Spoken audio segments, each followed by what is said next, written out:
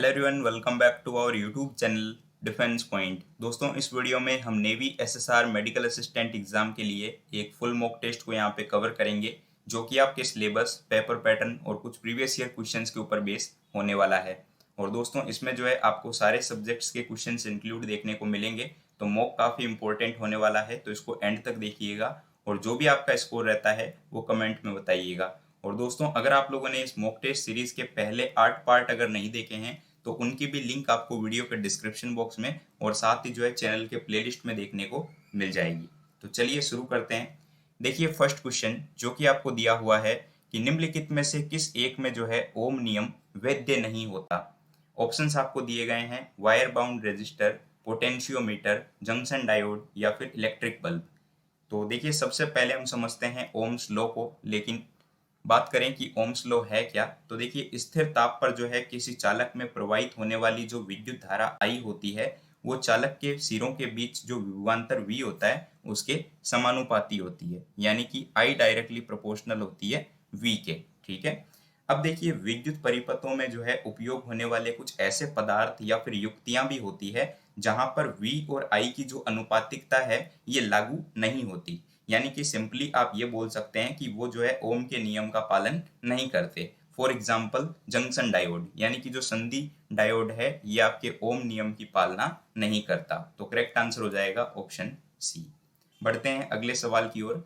देखिए, question number 2, ये आपके प्रीवियस ईयर क्वेश्चन हो जाता है। क्वेश्चन दिया हुआ है कि जब एक गेंद को ऊपर की तरफ फेंका जाता है तो निम्नलिखित में से कौन सा जो है एक स्थिर बना रहता है, यानी कि कौन सी एक राशि जो है यहाँ पे कांस्टेंट रहेगी।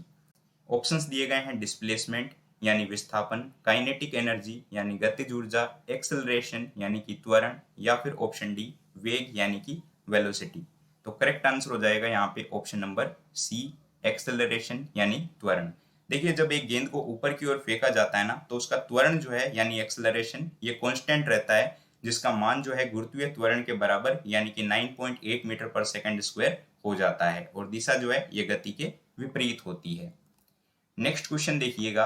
यहाँ पे क्वेश्चन आपको दिया हुआ है कि निम्नलिखित में से जो है किस एक के संचयन से धावकों को जो है दौड़ने के बाद में पैरों की मांसपेशियों में दर्द का अनुभव होता है।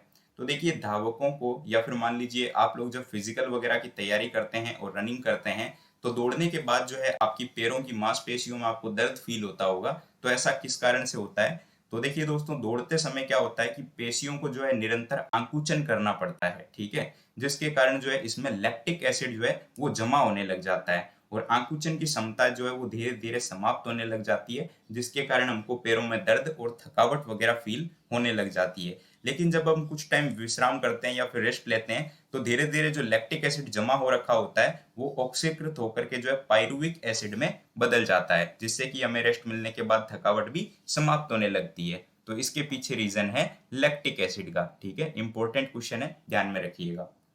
नेक्स्ट क्वेश्चन आपको दिया हुआ है कि निम्नलिखित बीमारियों में से जो है किस एक के उपचार में जो है स्टेम कोशिका चिकित्सा, ठीक है, इसको उपयोग में नहीं लिया जाता। तो ऑप्शन है आपके पास में kidney failure, cancer, brain injury या फिर विजन इम्पेयरमेंट। तो देखिए, जो स्टेम सेल चिकित्सा है या फिर स्टेम सेल ट्रीटमेंट, इसके द्वारा जो है शरीर के उन अंगों या फिर जो है ऊतकों को वापस ठीक किया जा सकता है जो किसी रोग या फिर जो है जन्मजात विकृति के कारण बेकार हो गए थे। ठीक है। और इस चिकित्सा में जो है कैंसर यानी कि जैसे ल्यूकीमिया, थैलेसीमिया, ये सब, इसके अलावा लीवर संबंधी जो बीमारियां होती है वो, हृदय से रिलेटेड जो मतलब की बीमारियां होती है उनको, और साथ ही जो आपके ब्रेन से रिलेटेड विकार होते हैं जैसे अल्जाइमर, पार्किंसन, इनको जो है ठीक किया जा सकता है। ठीक है। तो यहाँ पे राइट आंसर हो जाएगा ऑप्शन नंबर डी। देखिए, विजन इम्पेयरमेंट जो है इसमें आपके एससीटी का कोई रोल नहीं है। ठीक है। और जिनको नहीं पता है कि एससीटी क्या होती है या फिर स्टेम कोशिका क्या होती है, तो स्टेम कोशिका शरीर की वो मूल कोशिका है जो प्रथम स्टेज कोशिका में भ्रूण में ही बनती है, और ये जो है खाली कोशिका होती है जिसमें जो है शरीर के भीतर लगभग जो है अलग अलग कोशिकाओं के रूप में विकसित होने की अद्भुत क्षमता पाई जाती है। नेक्स्ट क्वेश्चन देखिएगा, क्वेश्चन नंबर 5, जो कि आपके रिवर्स टॉपिक में से है और आपके सिलेबस में काफी डिटेल में ये टॉपिक दिया हुआ है। तो यहाँ पर से मैं जो है आपको सिर्फ इंपॉर्टेंट और प्रीवियस ईयर क्वेश्चन ही कराऊंगा। तो देखिए, क्वेश्चन में बोला जा रहा है निम्नलिखित में से कौन सी एक नदी है जो विंध्य और सतपुड़ा श्रृंखला के बीच में बहती है? ऑप्शन है नर्मदा, सोन, माही या नेत्रावती। तो देखिए नर्मदा नदी जो है इसका उद्गम आपके मैकाल पर्वत की अमरकंटक की चोटी से होता है और ये नदी जो है पूर्व से पश्चिम की ओर विंध्य और सतपुड़ा पर्वत श्रृंखला के बीच जो है मध्य भ्रंश घाटी में बहती है। ठीक है, और लास्ट में जाकर के दोस्तों ये जो है अरब सागर में गिर जाती है। और याद रखिएगा अरब सागर में गिरने वाली जो है ये प्रायद्वीपीय भारत की सबसे बड़ी नदी है। तो यहाँ पे राइट आंसर हो जाएगा option number A. Next question देखिएगा, यहाँ पे जो है इस क्वेश्चन में बोला जा रहा है आपसे कि निम्नलिखित में से जो है किसने सबसे पहले पृथ्वी की परिधि की माप की थी? ऑप्शन है आपके पास में एरेटोस्थनीज, अरस्तु, हिकेटियस या फिर हेरोडोटस। ठीक है, तो देखिए यहाँ पे जो है इसका राइट आंसर हो जाएगा ऑप्शन नंबर ए। देखिए एरेटोस्थनीज ने जो है सबसे पहले पृथ्वी की परिधि की माप की थी। ठीक है, और एरोटोस्थनीज को ही जो है मतलब कि भूगोल का जनक कहा जाता है। इन्होंने ही जो है ज्योग्राफिया शब्द को जो है यूज में लिया था। ठीक है, और अरस्तु क्या थे? तो अरस्तु जो है ये आपके एक दार्शनिक थे। ठीक है, चलिए बढ़ते हैं आगे की ओर। नेक्स्ट क्वेश्चन है आपके पास में यहाँ पर कि निम्नलिखित में से जो है किस एक के कारण सूर्य जो है वो वास्तविक सूर्योदय के थोड़ा पहले दृश्य होता है? ऑप्शन है वायुमंडलीय परावर्तन, वायुमंडलीय परिक्षेपण, वायुमंडलीय विवर्तन या फिर वायुमंडलीय अपवर्तन। तो देखिए दोस्तों वायुमंडलीय अपवर्तन जो होता है इसके कारण जो है आपको सूर्य मतलब कि सूर्योदय से थोड़ा सा पहले दिखाई देता है, क्योंकि सूर्योदय के समय जो है जब सूर्य क्षितिज के नीचे होता है ना तो उससे आने वाली जो कोई किरण होती है वो वायुमंडल में जो है प्रवेश करने पर जो है क्या होता है कि वायुमंडल की जो गोलीय परतें होती है उनके द्वारा अपवर्तित हो जाती है। ठीक है, और अपवर्तित होने पर ये जो किरण है ये अभिलंब की ओर झुक जाती है मतलब कि, और व्यक्ति की आंखों तक पहुंचती है, जिससे कि हमें ये पता चलता है कि सूर्योदय जो है वो सूरज उगने से थोड़ा पहले हो गया है। इसकी कुछ और भी एग्जाम्पल होते हैं दोस्तों, जैसे कि आपसे पूछा जा सकता है तारों का टिमटिमाना किसके कारण होता है? ठीक है, तो ये भी वायुमंडलीय अपवर्तन के कारण होता है। इसके अलावा एक और स्टेटमेंट बेस्ड क्वेश्चन आता है कि एक मान लीजिए कोई पेन है या फिर कोई छड़ है जिसको आप पानी में डुबो देते हैं तो आपको टेढ़ी क्यों दिखाई देती है? ठीक है, तो उसके पीछे भी रीजन है आपका वायुमंडलीय अपवर्तन। बढ़ते हैं अगले सवाल की ओर। देखिए क्वेश्चन नंबर 8, यहाँ पे जो है रीजनिंग का क्वेश्चन दिया हुआ है जिसमें बोला जा रहा है निम्नलिखित 4 अक्षर समूह में से 3 तो जो है किसी ना किसी तरीके से आपस में संगत हैं, जबकि कोई एक ऐसा है जो कि असंगत है। तो असंगत अक्षर समूह का आपको चयन करना है। तो चलिए चारों को हम चेक कर लेते हैं। तो पहला आपको ऑप्शन दिया हुआ है KNS। यहाँ पर क्या हो रहा है इसमें? तो K से N में अगर हम देखें तो यहाँ पे प्लस का 3 हुआ है। ठीक है, क्योंकि K अल्फाबेट में 11 नंबर पे, N आता है 14 नंबर पे। ठीक है, फिर देखिएगा अगर आप यहाँ पर तो N से S यानी कि प्लस का 5, क्योंकि यहाँ पर S आता है 19 नंबर पे अल्फाबेट में। उसी तरीके से अगर आप देखेंगे Q T Y आपको दिया हुआ है, तो Q से T में आपने क्या देखा? Q से T में भी यहाँ पे प्लस का 3 हो रहा है। ठीक है, और T से Y में भी यहाँ पे प्लस का 5 हो रहा है, तो ये भी सेम था। उसी तरीके से आप अगर चेक करेंगे B E और J में, तो B E J में क्या है? तो B 2 नंबर पे और E 5 नंबर पे, यानी यहाँ भी प्लस का 3 हुआ है। E से J यानी यहाँ भी प्लस का 5 हो रखा है। अब लास्ट ऑप्शन बचा GLP। तो इसमें अगर देखें तो G 7 नंबर पे और L आता है 12 पे, यानी यहाँ पे प्लस का 5 हुआ है, और L से P यानी यहाँ पे प्लस का 4 हो रहा है। यानी कि यहाँ पर अगर आप देखें तो ऑप्शन नंबर डी जो है ये असंगत हो जाएगा, क्योंकि बाकी सब में +3 और +5 देखने को मिल रहा है, जबकि ऑप्शन डी में +5 और +4 हो रहा है। ठीक है, नेक्स्ट क्वेश्चन देखिएगा जो कि आपके सीरीज टेस्ट का है, और यहाँ पर इसमें क्या बोला जा रहा है कि क्वेश्चन मार्क किसको रिप्लेस करेगा सीरीज में। तो सबसे पहला काम हमारा यही है कि सीरीज को हम यहाँ पे नोट कर लेते हैं, और उसके बाद हम चेक करेंगे कि यहाँ पे इसमें क्या हुआ है। तो काफी शानदार सीरीज है, नोट करते ही समझ में आ गई है यहाँ पे कि क्या हो रहा है। देखिए 5 से 14 की ओर सीरीज जा रही है, यानी कि यहाँ पे इंक्रीज हो रहा है। ठीक है, अब कितना इंक्रीज हो रहा है? तो देखिएगा यहाँ पर अगर मैं इसमें 9 ऐड कर दूं, ठीक है, 9 और 5 14 हो जाएगा। ठीक उसी तरीके से देखिएगा 14 से 17 यानी यहाँ पे प्लस का 3 हुआ है। तो अब यहाँ आगे क्या आएगा?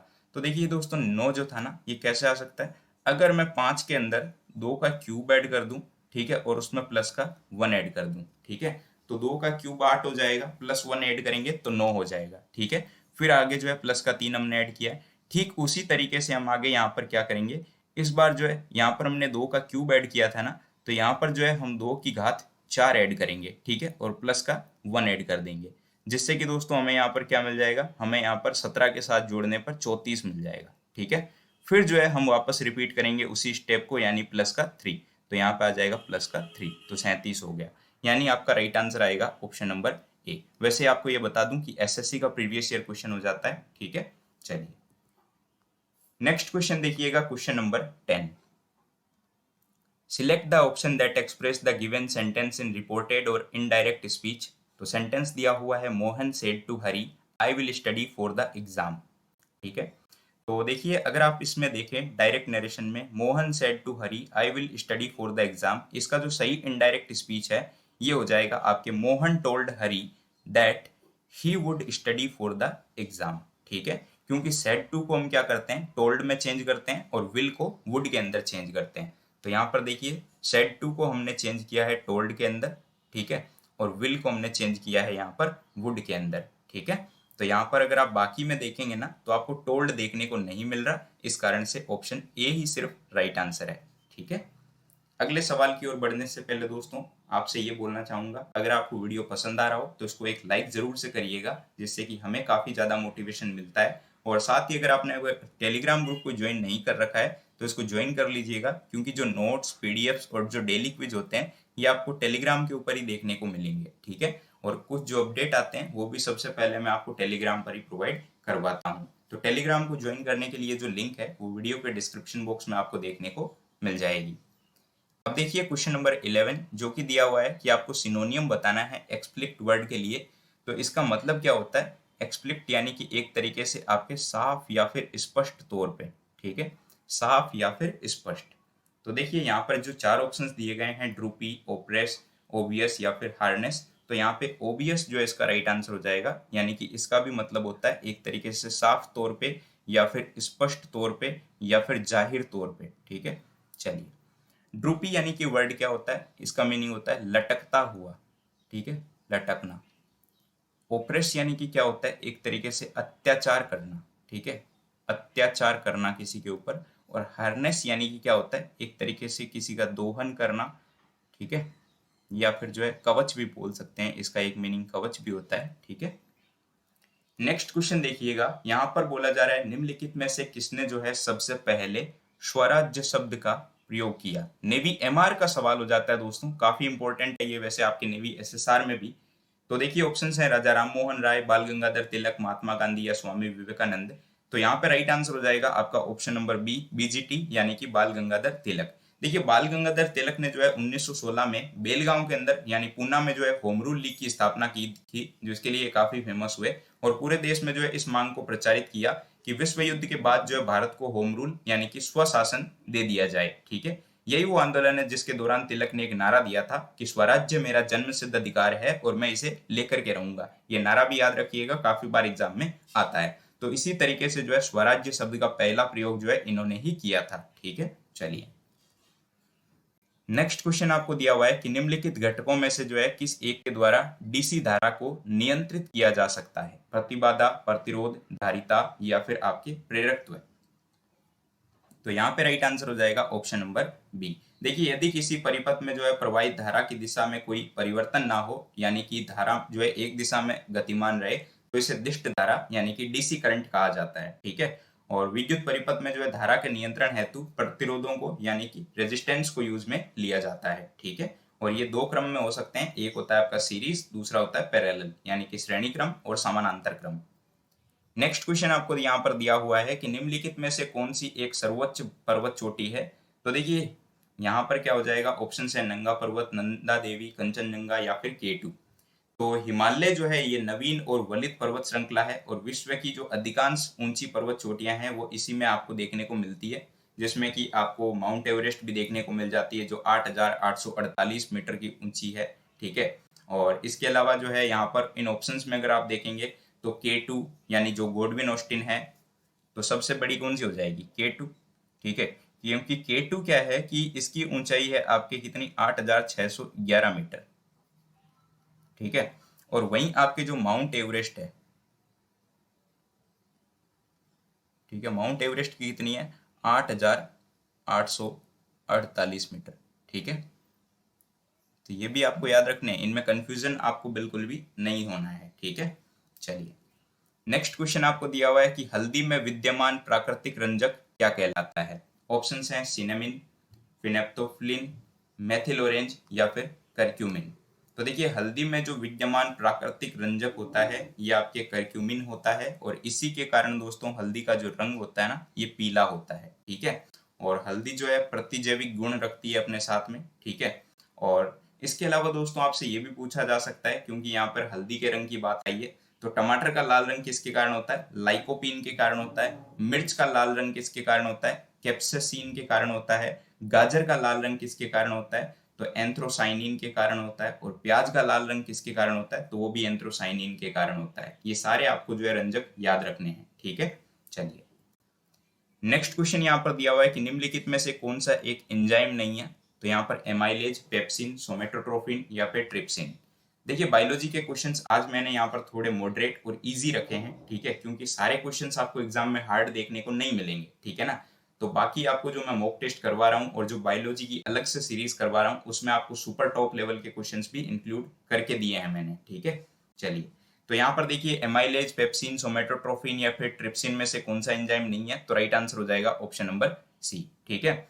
देखिए यहाँ पर जो है आपके सोमेटोट्रोपिन एक कोई भी एंजाइम नहीं है, जबकि एमाइलेज, पेप्सिन और ट्रिप्सिन एंजाइम है। एमाइलेज और ट्रिप्सिन जो है अग्नाशय द्वारा स्रावित अग्नाशयी रस यानी जो पेंक्रियास जूस होता है उसमें पाए जाते हैं, और एमाइलेज जो है कार्बोहाइड्रेट और ट्रिप्सिन जो है इनका प्रोटीन का पाचन करता है, ठीक है। और पेप्सिन जो है ये आमाशय की जठर ग्रंथियों से जो है मतलब स्रावित जठर रस में पाया जाता है, और ये जो है भोजन के प्रोटीन को जो है पेप्टोन और पॉलीपेप्टाइड में बदलता है। जबकि जो सोमेटोट्रोपिन है ये एक हार्मोन है, ठीक है ना। क्या है ये, हार्मोन।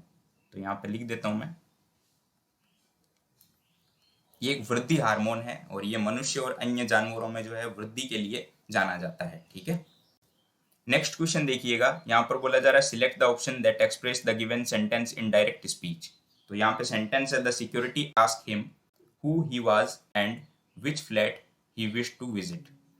तो देखिए दोस्तों अगर इसको हम कन्वर्ट करेंगे तो यहाँ पर क्या हो जाएगा कि हाँ इसका डायरेक्ट स्पीच क्या हो जाएगा, the security said who are you which flat do you wish to visit, ठीक है। यानी कि ऑप्शन बी के अकॉर्डिंग राइट आंसर हो जाएगा, ठीक है ना।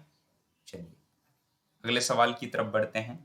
नेक्स्ट क्वेश्चन आपको दिया हुआ है फिलर्स का। तो यहाँ पे सेंटेंस है on 25th of August 1925 the royal commission on Indian currency and finance dash the establishment of the central bank of India.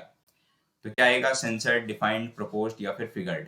तो यहाँ पे क्या हो जाएगा, ऑप्शन नंबर सी प्रपोज्ड, यानी कि एक तरीके से प्रपोज्ड किया गया करेंसी और फाइनेंस के लिए, ठीक है, सेंट्रल बैंक ऑफ इंडिया को स्टैब्लिश करना, ठीक है। चलिए नेक्स्ट क्वेश्चन देखिएगा, निर्वात में जो है प्रकाश की चाल किसके ऊपर निर्भर करती है। तो प्रकाश हम जानते हैं एक विद्युत चुंबकीय तरंग है, इसे चलने के लिए कोई माध्यम की आवश्यकता नहीं होती है। इस प्रकार जो है प्रकाश निर्वात में भी गति कर सकता है, ठीक है ना। तो यहाँ पे याद रखिएगा option number D correct answer हो जाएगा कि यह न तो जो है तरंगदैर्ध्य, आवृत्ति और तीव्रता किसी पर, ये ना तो तरंगदैर्ध्य, ना आवर्ती और ना ही तीव्रता पर निर्भर करती है, ठीक है।